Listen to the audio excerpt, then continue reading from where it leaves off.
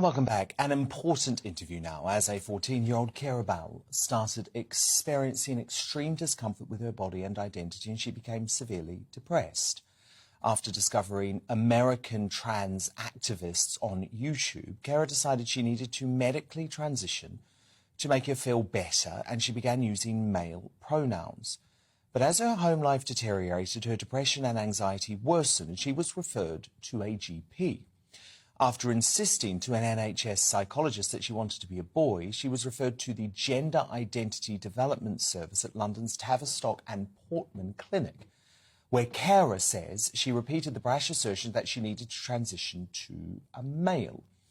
Failing to investigate Keira's mental health issues, the clinic advised the then teenage girl that she was indeed male and should undergo what she has since described as, quote, an experimental treatment.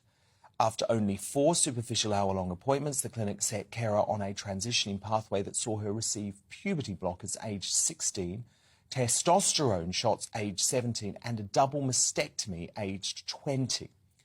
But after realising she wasn't a man and sick of being a medical experiment, Keira stopped taking testosterone and began detransitioning 5 years after the damaging process has started. Now, Keira sadly bears irreversible scars from her treatment, but she was brave enough to pursue a judicial review of the Tavistock and Portman NHS Trust to stop other kids repeating her mistake.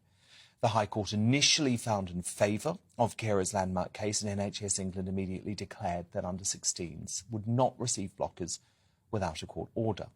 Although that decision was overturned in September last year and she was denied an appeal. Despite that, there's no doubt that Keira's courageous fight has given the issue of puberty blockers the global prominence it deserves. Women's rights champion J.K. Rowling had glowing praise for Keira and the huge significance she has undoubtedly had on the gender identity debate.